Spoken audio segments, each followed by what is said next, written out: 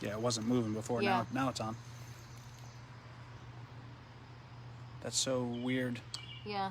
Ah, that stinks. What a mess. Uh-huh. It's still frozen. Sorry, everybody. People are coming on now. Are they? Yeah. Here, you take that for a second. Yep.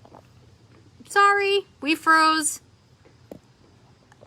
I have service now. We will flip back. Ben's going to continue talking about filter cycles to help with maintenance of the swim spa. So come back on. So annoying. I'm going to flip to you, Ben. Okay. Should we put the stick back on it? Sure. Are people coming back on? Yep. Slowly. Sorry, guys. We're going to just put the... Welcome back. So, let's flip that around. All right, we're on Mary's phone now. I don't know if that's going to be better. I hope it is. I was late. Apex, North Carolina. My mom. Hi, Mama. Okay, so where were we? Filter cycles. Filter cycles. I'm going to let you hold that. Yep. You are back. Sorry, guys. I'll tell you what. Maybe your phone works better here. Maybe.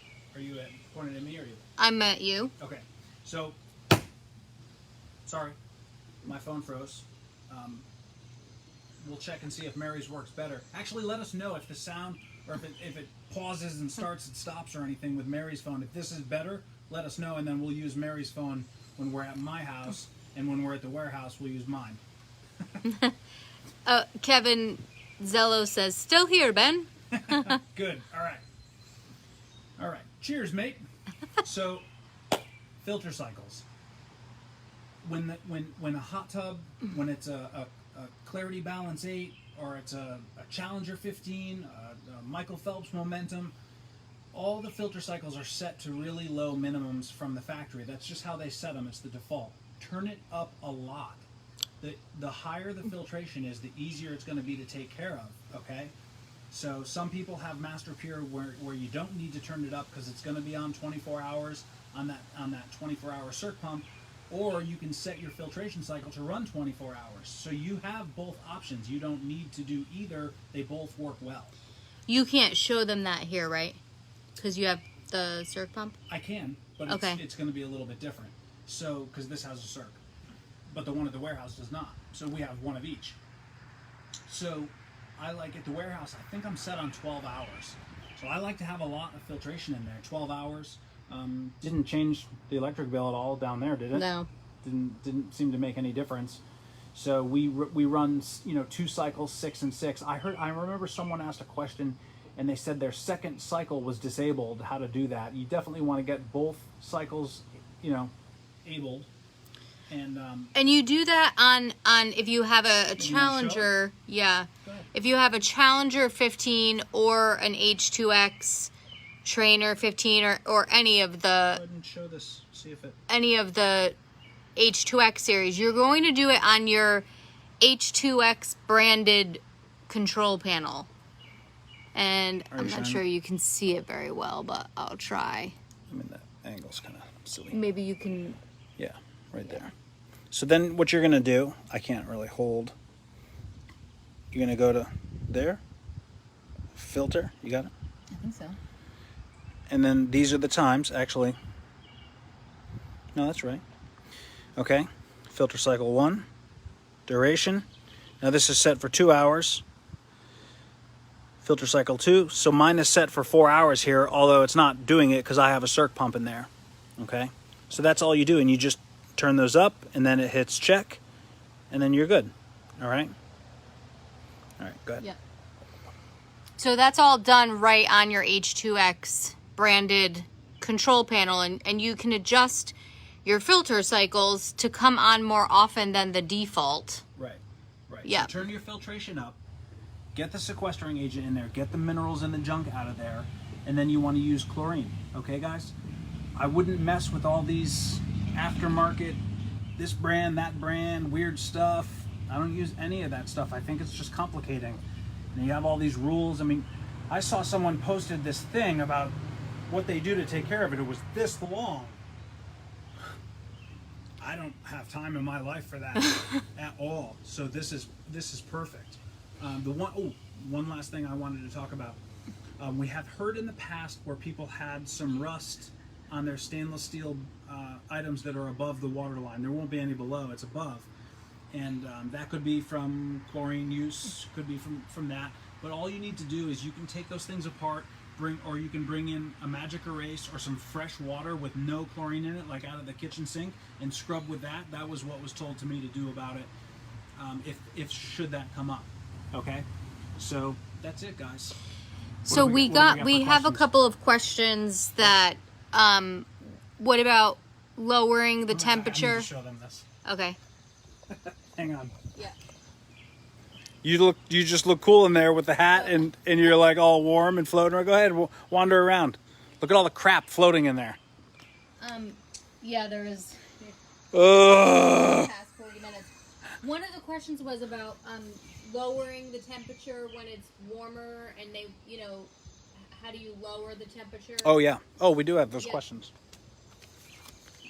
Keep your fingers dry. Yep. Do you want to go sit down?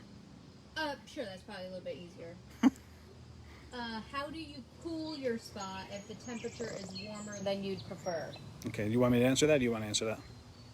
Well, I know you can lower the temperature to 80, but I feel like I've seen other people say that they can get it lower. So what they're talking about, I'm going to switch this to me. Camera's on me so you can like fiddle with your hair or stuff. So what they're talking about is you can press the temperature down, but it's not going to cool down. And what I need you guys to remember with that is these are built for really cold climates. And if it wasn't that insulated and it cooled off quickly with the covers closed, it would be no good in the winter. Right. There's a reason that it's good in the winter, and that is part of it.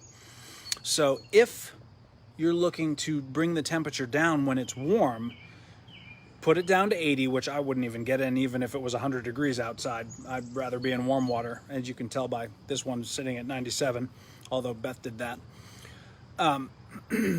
And I've heard people freezing 1 gallon water jugs, and then they'll put those in the water like giant ice cubes. And the other thing that I've never done that, but what I have done is just put the hose in the water, and that cold water is going to cool it down. And it doesn't take that much to start bringing it down.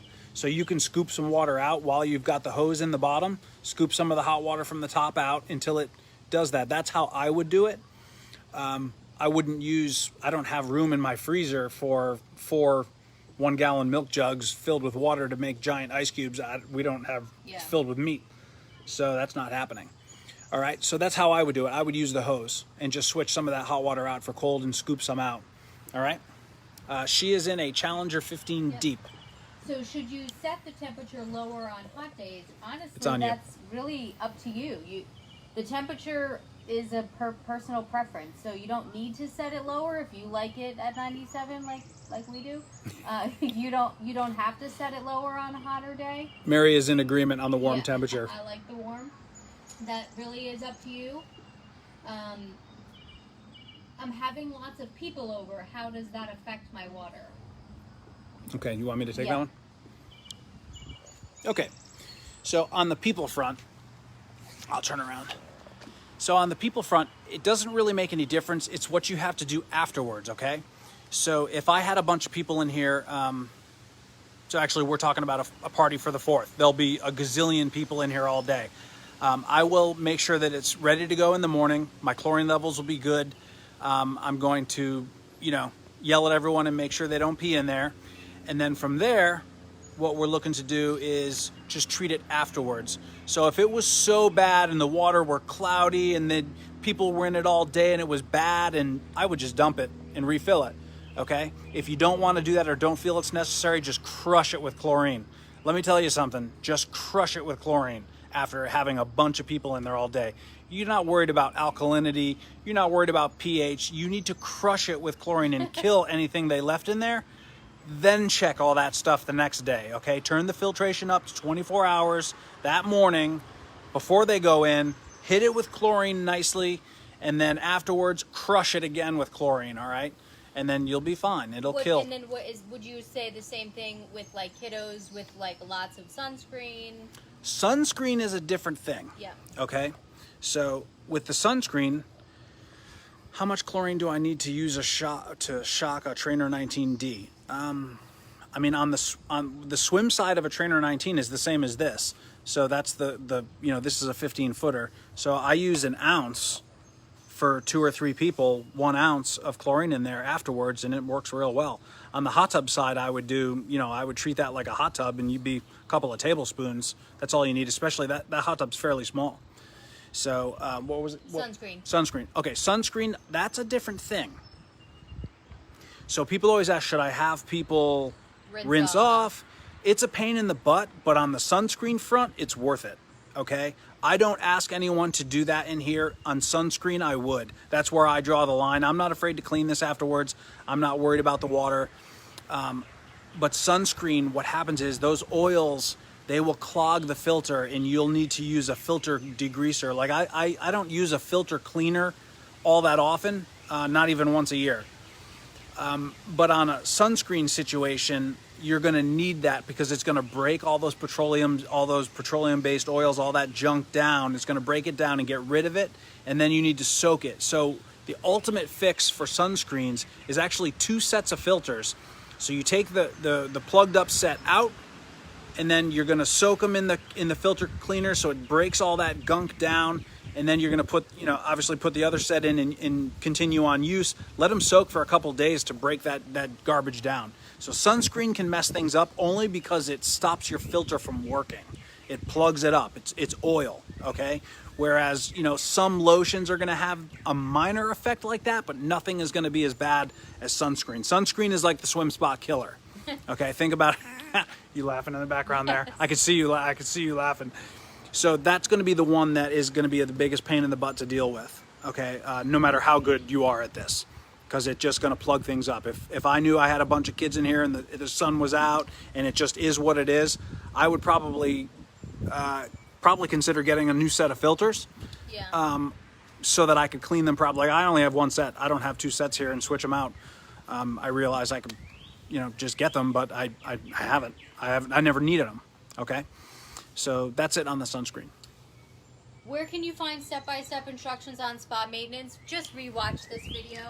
Back to you. Ben gives lots of instructions. In your owner's manual, there is also a pretty good explanation of how to take care of your hot tub. On the YouTube channel, MasterSpas has some videos on how to take care of your hot tub or your swim spa. And a lot of times your dealer has a sheet. I know at East Coast spas where we often work a lot, they have a sheet just giving you a pretty step-by-step procedure for how to take care of it, what to do when you first get it, and all of that. But Ben really gave some really great suggestions here too in this video. One last, Angie in North Carolina, if you watch the beginning of this second video, Ben talks about how long he lets the filter cycles run. In our Challenger 15 at the warehouse, we don't have a 24-hour circulating pump, so we let it go for about 6 hours in the morning, 6 hours in the afternoon. We set that on the control panel. And the last question, I think it's Diane in California. Can a spa be installed in a narrow fenced backyard? Absolutely. You may need a crane to bring it in, but it can. You need to just make sure you've got a nice concrete pad for it. Your dealer can help you coordinate with a crane company so that they can deliver it, but we do lots of deliveries. In fact, this swim spa here was delivered with a crane, so definitely can be done in a narrow fenced backyard. So For sure. Yeah. Okay, couple of questions. I'm still pointed at you here. Okay. Matt asks, to make sure the spa has no issues and to make sure it stays perfect every year, all you need to do is just stay out of the spa, ? I'm going to turn the camera.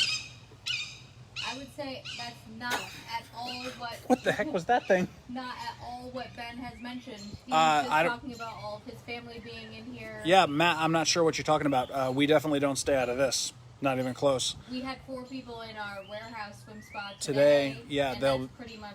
There's one in here now, and there'll be at least 2 or 3 more tonight. I don't know what, that was like a huge hawk. Oh. You get it all here, folks. All right.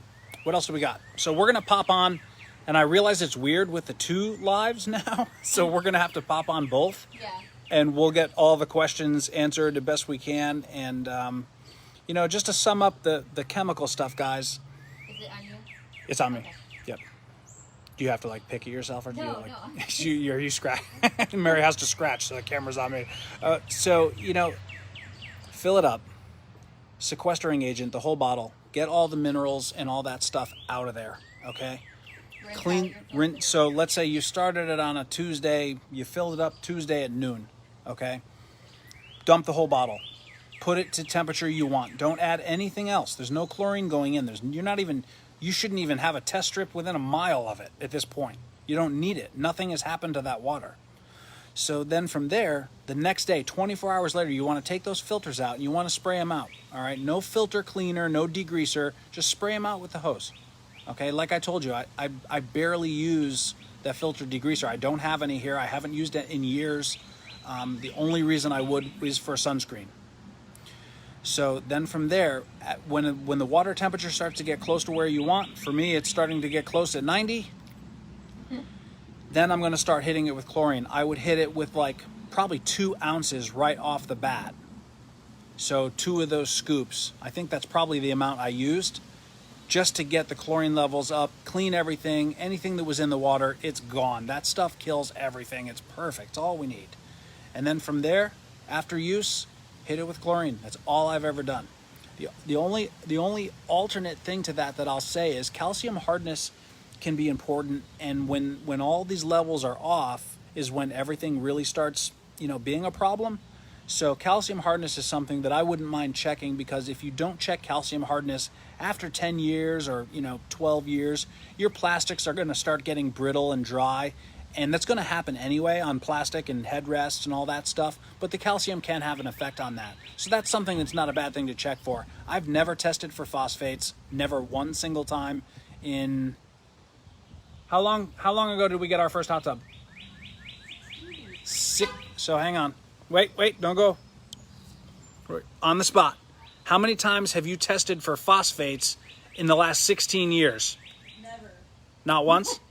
Do you even know how to test for it? No. There you have it.